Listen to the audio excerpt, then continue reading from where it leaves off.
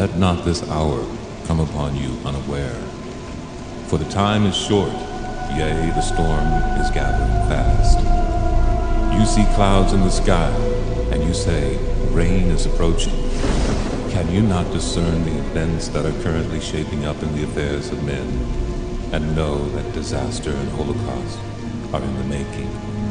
But you are prone to fall into the same snare as others, to presume that prosperity and peace will continue, simply because you wish so strongly that it might be so. You are not ignorant concerning the prophecies of my word, as some are. Be more with me, and let my spirit pervade your spirit, and then you shall be more influenced by me than by the world around you. But be prepared for the fact that you will then be of a different mind and attitude than those around you, and be willing to accept the difference. For many will not accept a message of warning, because they have set their own personal ambitions against the will of God, and they are so intent upon their own pursuits that they refuse to tolerate the thought of possible interference of any kind. For the time of the Gentiles are drawing to a close, and I come. Yea, be thou ready for me, for I come quickly.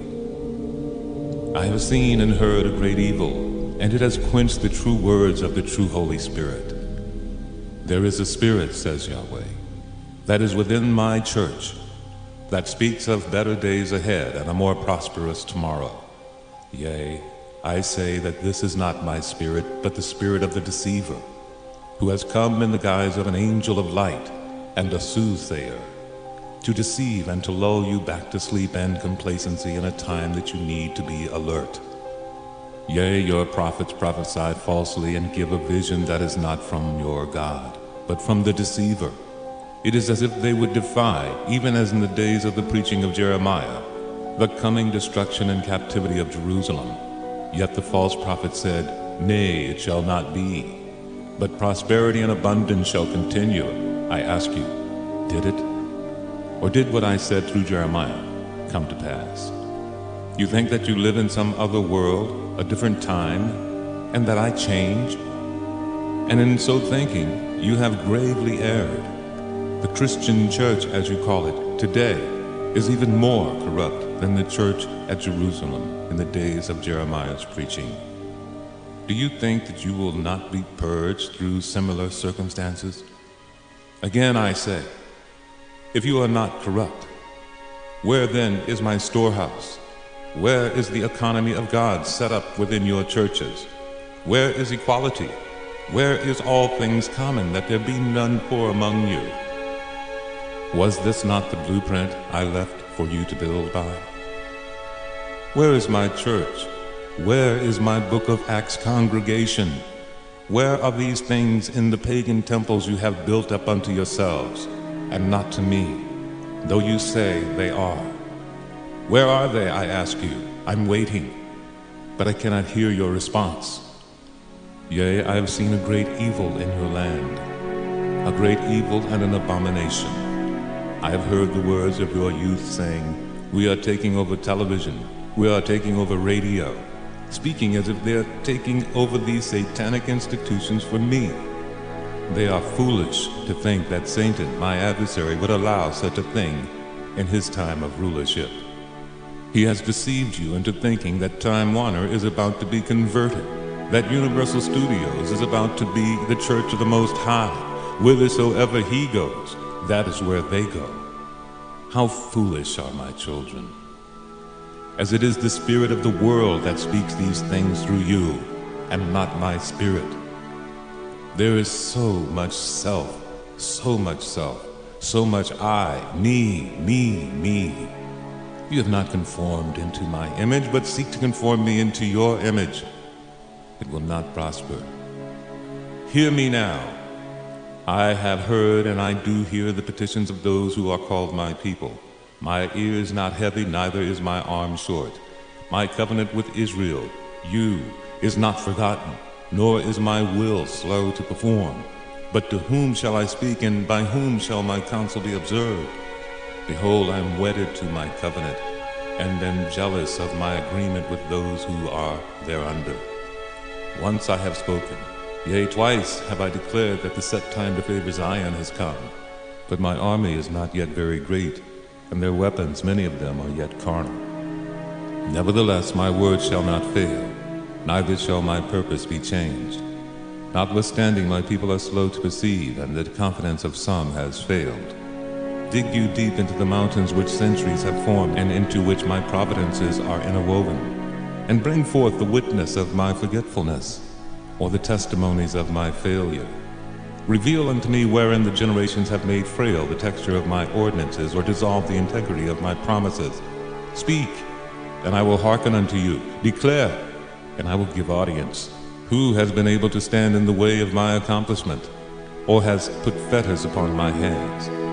Are not cities, nations, and villages but as pebbles in my hands?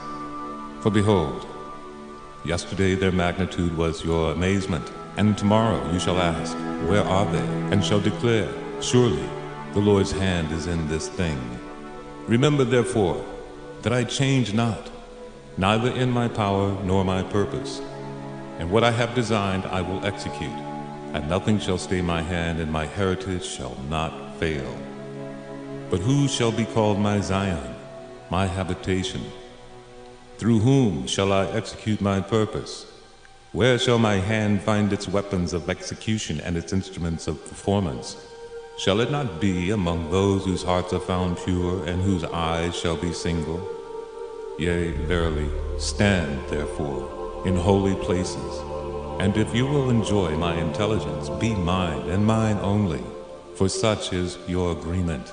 But you say, wherein have we failed? And in what is our infidelity revealed? Listen, and I will give answer. And then shall you reply whether you have been silent when evil has been present among you, and whether you have consented thereby to a defilement of my heritage. For behold, houses have been built unto me, and have been nevertheless reserved for pleasures which do not enrich the soul. Altars have been dedicated unto me, and have been shared with other gods. The mammon of this world has been sought by guile and oppression, and unseemly desire by some.